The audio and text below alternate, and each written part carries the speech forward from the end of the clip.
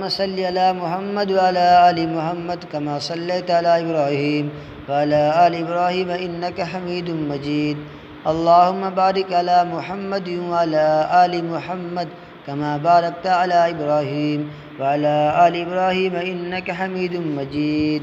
رب اشرح لي صدري ويسر لي أمري واحلل عقدة من لساني يفقهوا قولي. رب اشرح لي صدري ويسر لي أمري واحلل عقدة من لساني يفقهوا قولي. رب اشرح لي صدري ويسر لي أمري واحلل عقدة من لساني يفقهوا قولي. رب زدني علما رب زدني علما رب زدنی علما. معزز ناظرین، آج ہم بیان کریں گے اتباع شریعت کے متعلق. الحمدللہ رب العالمین والصلاة والسلام علی رسولہ الکریم، اما بعد. اعوذ باللہ من الشیطان الرجیم، بسم اللہ الرحمن الرحیم. ثم جعلناك على شریعة من الامر فاتبعها ولا تتبع اهواء الذین لا يعلمون. سورہ جاثیہ آیت نمبر 18. ہم نے تم کو دین کے معاملہ میں ایک صاف شاہرہ شریعت پر قائم کیا ہے، لہذا تم اسی پر چلو اور ان لوگوں کی خواہشات کا اتباع نہ کرو جو علم نہیں رکھتے. ہر انسان اپنی زندگی کے مراحل اور معاملات طے کرنے کے لیے مختلف شخصیتوں کا اتباع کرتا ہے. کسی کا حکم مانتا ہے، کسی کا مشورہ قبول کرتا ہے، کسی کے نقش قدم پر چلتا ہے. جس کا جو عقیدہ مذہب ہوتا ہے اسی کے مطابق وہ اپنا رہنما انتخاب کرتا ہے، یعنی چنتا ہے اور اس کا اتباع کرتا ہے. ایک مسلمان کی زندگی کا قانون اور قابل اتباع شریعت ہے، جو اللہ تعالیٰ کے فرمان، رسول اللہ صلی اللہ علیہ وسلم کی سنت اور اولو الامر کے اتباع پر مبنی ہے. اسلامی شریعت کا اتباع ہی در حقیقت ہدایت کا معیار ہے اور کامیاب زندگی کی پہچان ہے. اس لیے اللہ تبارک و تعالیٰ نے زندگی کے ہر معاملہ میں اللہ اور اس کے رسول صلی اللہ علیہ وسلم کے اتباع کو واجب قرار دیا ہے، اور اختلاف نزاع کی صورت میں اللہ اور اس کے رسول کی جانب رجوع کرنے کا حکم دیا ہے. اللہ تعالیٰ کا ارشاد ہے، یا ایھا الذین آمنوا اطیعوا اللہ واطیعوا الرسول واولی الامر منکم فإن تنازعتم فی شیء فردوہ الی اللہ والرسول ان کنتم تؤمنون باللہ والیوم الآخر. سورہ نساء آیت نمبر 59 کے اندر، اے ایمان والو اطاعت کرو اللہ کی اور رسول اللہ صلی اللہ علیہ وسلم کی اور ان لوگوں کی جو تم میں سے صاحب امر ہو. پھر اگر تمہارے درمیان کسی معاملہ میں نزاع ہو جائے تو اسے اللہ اور رسول کی جانب پھیر دو، اگر تم واقعی اللہ اور روز آخرت پر ایمان رکھتے ہو. ایمان کا تقاضا یہ ہے کہ جس دین پر ایمان رکھتے ہیں اس کے ضابطوں قوانین پر عمل کرے. اپنے سارے معاملات، خود ذاتی ہو یا خاندانی ہو، سماجی ہو، اقتصادی ہو، عوامی ہو، سیاسی ہو، ان کی رہنمائی میں انجام دیں. اسلامی شریعت کا اتباع ہی مسلمانوں کی وحدت، اجتماعیت کی بنیاد ہے. اگر لوگ اسلامی شریعت کا اتباع چھوڑ کر اور چیزوں کا اتباع کریں گے، ٹکڑوں گروہوں میں بٹ جائیں گے، صراط مستقیم سے ہٹ جائیں گے، اللہ کی مدد رحمت سے محروم ہو کر نامراد ناکامیاب ہو جائیں گے. دوسری جگہ قرآن کریم اعلان کرتا ہے، وَأَنَّ هَذَا صِرَاطِ مُسْتَقِيمًا فَاتَّبِعُوهُ وَلَا تَتَّبِعُوا السُّبُلَ فَتَفَرَّقَ بِكُمْ عَن سَبِيلِهِ ذَلِكُمْ وَصَّاكُمْ بِهِ لَعَلَّكُمْ تَتَّقُونَ. بے شک یہی میرا سیدھا راستہ ہے، لہذا تم اسی پر چلو، دوسرے راستوں پر نہ چلو، وہ اس راستے سے ہٹا کر تمہیں گمراہ کر دیں گے. یہ ہے وہ ہدایت جو تمہارے رب نے کی ہے. شاید کہ تم کج روی سے بچو، تیرے راستے سے بچو، گمراہی والا راستے سے بچو. شریعت کے احکام قوانین کو اگر انسان چھوڑے گا تو وہ غیر اللہ کے قاعدے قوانین پر چلے گا، یا سماج کے رسم و رواج کو اپنائے گا، یا شیطان کے نقش قدم پر چلے گا، یا اپنی خواہشات کا غلام بن کر رہ جائے گا. ان تمام صورتوں میں راہ حق سے دور ہو جائے گا، بھٹک جائے گا، گمراہی میں مبتلا ملوث ہو جائے گا. آج بہت سے مسلمان یہود و نصارہ کے طور طریقوں کو اپنائے ہوئے ہیں. اللہ تعالیٰ نے یہود و نصارہ کی اتباع کرنے سے مسلمانوں کو روکا ہے، منع کیا ہے۔ فرمایا یا ایھا الذین آمنوا ان تطیعوا فریقا من الذین اوتوا الکتاب یردوکم بعد ایمانکم کافرین۔ سورہ آل عمران آیت نمبر 100 کے اندر اللہ تعالیٰ فرماتا ہے، اے ایمان والو، اگر تم نے اہل کتاب میں سے ایک گروہ کی بات مانی تو یہ تمہیں ایمان سے کفر کی جانب لے جائے گی۔ کوئی گروہ اور قوم جب کم ہوتی ہے، اقلیت میں ہوتی ہے، اکثریت کے عقائد، خیالات، اعمال، رواج، طور طریقے اپنا لیتی ہے،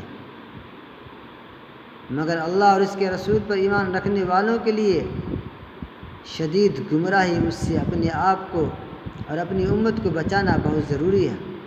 اللہ تبارک و تعالیٰ کا ارشاد ہے وَإِن تُطِيعُوا كَثِيرًا مِّنَ الْأَرْضِ يُضِلُّوكَ عَن سَبِيلِ اللَّهِ إِن يَتَّبِعُونَ إِلَّا الظَّنَّ وَإِنْ هُمْ إِلَّا يَخْرُصُونَ۔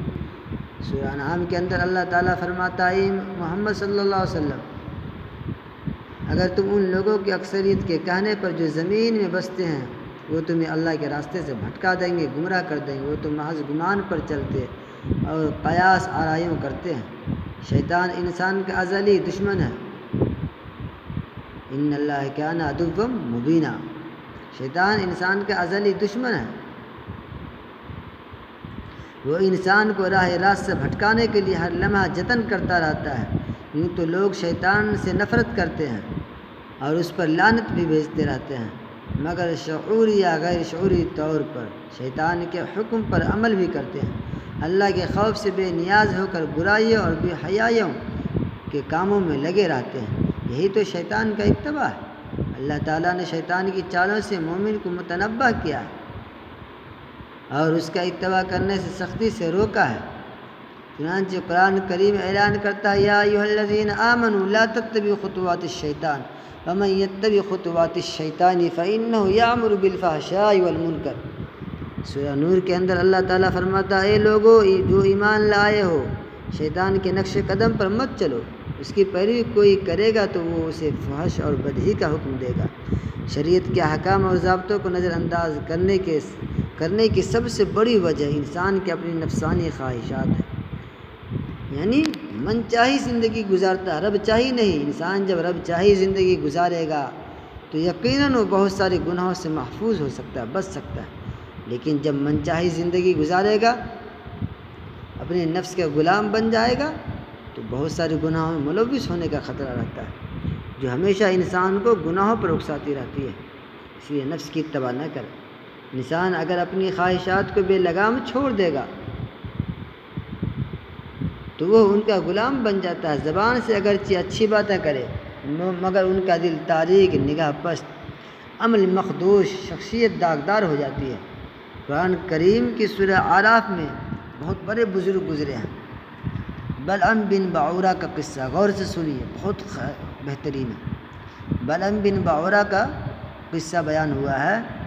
موسیٰ علیہ السلام کے زمانے میں بلعم بن بعورہ بڑا عالم، بڑا عابد، زاہد، متقی، پرہیزگار، بزرگ، اللہ والا، جو دعا کرتا اللہ اسے قبول فرماتا تھا، مگر ہوا ایک دن یہ کہ وہ اپنی نفسانی خواہشات کا شکار ہو گیا، یعنی نفس کا غلام ہو گیا، عورت کے چکر میں پھنس گیا۔ شیطان اسے اچک لیا اور وہ اللہ کی آیت کو چھوڑ کر موسیٰ علیہ السلام کے مقابلے میں آ گیا۔ اللہ تعالیٰ نے اس کا علم، اس کی عبادت سب کو چھین کر اس کو مسخ کر دیا، مٹا دیا۔ وہ کتوں کی طرح ہانپتا کانپتا پھرتا تھا اور اپنے سماج میں نمونہ عبرت بن کر رہ گیا۔ قرآن کریم میں ہے وَاتْلُو عَلَيْهِمْ نَبَأَ الَّذِي آتَيْنَاهُ آيَاتِنَا فَانسَلَخَ مِنْهَا فَأَتْبَعَهُ الشَّيْطَانُ فَكَانَ مِنَ الْغَاوِينَ وَلَوْ شِئْنَا لَرَفَعْنَاهُ بِهَا وَلَكِنَّهُ أَخْلَدَ إِلَى الْأَرْضِ وَاتَّبَعَ هَوَاهُ فَمَثَلُهُ كَمَثَلِ الْكَلْبِ إِن تَحْمِلْ عَلَيْهِ يَلْهَثْ أَوْ تَتْرُكْهُ يَلْهَث۔ اب اس کو پڑھیے گا، واقعہ بہت مزہ آئے گا۔ سورہ اعراف، کیا عبرت ملتی ہے انسان کو۔ اس لیے انسان کو کبھی بھی اپنے عمل کے اوپر خوش نہیں ہونی چاہیے، ڈرنی چاہیے۔ یعنی انسان عمل کرے اور رب سے ڈرے، عمل کرے رب سے ڈرے۔ اس لیے قرآن کریم کہا یا ایھا الذین آمنوا اتقوا اللہ حق تقاتہ، ایمان والے ڈرو اللہ سے جیسا کہ اس سے ڈرنے کا حق ہے۔ یہ نہیں کہ ہم نے نماز پڑھ لی اپنے آپ کو خوش ہو گئے، مطمئن ہو گئے، ہم نے زکوٰۃ صدقات دے دی اپنے آپ کو مطمئن ہو گئے، نہیں، کب اللہ کہاں بھٹکا دے کچھ پتہ نہیں، ہر ہمیشہ عمل کرے اور اللہ سے ڈرے۔ اے محمد صلی اللہ علیہ وسلم، ان کے سامنے اس شخص کا حال بیان کرو جس کو ہم نے اپنی آیت کا علم عطا کیا تھا مگر وہ اس کی پابندی سے نکل بھاگا، یعنی اپنے دائرہ سے بھٹک گیا، آخرکار شیطان اس کے پیچھے پڑ گیا یہاں تک کہ وہ بھٹکنے والوں میں شامل ہو گیا۔ اگر ہم چاہتے تو اسے ان آیتوں کے ذریعہ سے بلندی عطا کرتے مگر وہ تو زمین ہی کی جانب جھک کر رہ گیا، اپنی خواہش نفس ہی کے پیچھے پڑا رہا، اپنی خواہش کو غلام بنا لیا، اپنی خواہش کو سب کچھ سمجھ لیا، یعنی اپنی نفسانی خواہش کا غلام بن گیا، لہذا اس کی حالت کتے کی سی ہو گئی۔ تم اس پر حملہ کرو تب بھی زبان نکالے ہے، اسے چھوڑ دو تب بھی زبان نکالے ہے۔ اللہ تعالیٰ نے قرآن مجید میں یہ قصہ بیان کر کے مسلمانوں کے آگاہ کیا ہے لوگ خواہشات نفس کی پیروی نہ کرے، یعنی من چاہی زندگی نہ گزارے، رب چاہی زندگی گزارے، شریعت پر گامزن رہے، رائے حق اور احکام الہی سے دور ہو جاتی ہے، ایسے عشرت فسق و فجور میں مبتلا ہو جاتی ہے۔ حق پرستی انسان کو بلندی عطا کرتی ہے اور نفس پرستی انسان کو پستی میں مبتلا کر دیتی ہے۔ اس لیے میرے محترم حضرات، اللہ تعالیٰ نے اپنے نبیوں کو اور ان کے ذریعہ ان کی امتوں کو راہ حق پر سختی سے کاربند رہنے کا اور خواہشات نفس کی اتباع سے گریز کرنے کی تلقین کی ہے۔ چنانچہ حضرت داؤد علیہ السلام کو خطاب کرتے ہوئے اللہ تعالیٰ کا ارشاد ہے، یا داؤد انا جعلناک خلیفۃ فی الارض فاحکم بین الناس بالحق ولا تتبع الہوی فیضلوک عن سبیل اللہ۔ سورہ صاد کے اندر آیت نمبر 26 میں اللہ تعالیٰ فرماتا ہے، اے داؤد ہم نے تجھے زمین میں خلیفہ بنایا ہے، لہذا تم لوگوں کے درمیان حق کے ساتھ فیصلہ کر، خواہش نفس کی پیروی نہ کر، وہ تجھے حق کے راستے سے بھٹکا دے گی۔ معزز ناظرین، اسلامی شریعت کی پابندی کرنا، خواہش نفس سے چھٹکارا پانا اس وقت بہت مشکل کام ہے، بڑا دشوار بجھاتا ہے جب ہمارے مفاد پر ضرب لگتی ہے، جب ہمارے مفادات پر ضرب لگتی ہے، یعنی کوئی چیز چھن جاتی ہے، کوئی آمدنی ماری جاتی ہے، کوئی عہدہ لے لیا جاتا ہے، ختم ہو جاتا ہے، مرتبہ چھوٹ رہا ہوتا ہے، عزت شہرت کا کوئی موقع ضائع ہو رہا ہو، اگر ایسی چیزیں ناجائز اور حرام چیزوں سے جڑی ہوئی ہو تو مومن کی شان یہ ہے کہ وہ ان کو چھوڑ دے، خواہشات نفس کو قربان کر دے، اللہ اور اس کے رسول کے حکم پر سراسر اطاعت کے ساتھ سر جھکا دے۔ ایسے لوگوں کو قیامت میں اللہ تعالیٰ بڑا مرتبہ عطا کرے گا۔ ایسے لوگوں کے اللہ تعالیٰ فرماتا ہے، وَمَن يُطِعِ اللَّهَ وَرَسُولَهُ فَقَدْ فَازَ فَوْزًا عَظِيمًا۔ جو شخص اللہ اور اس کے رسول کی اطاعت کرتا ہے اس نے بڑی کامیابی حاصل کی۔ اللہ تعالیٰ ہم سب کو اپنی اور اپنے رسول صلی اللہ علیہ وسلم کی اطاعت کی توفیق نصیب فرما۔ وآخر دعوانا ان الحمد للہ رب العالمین۔ السلام علیکم۔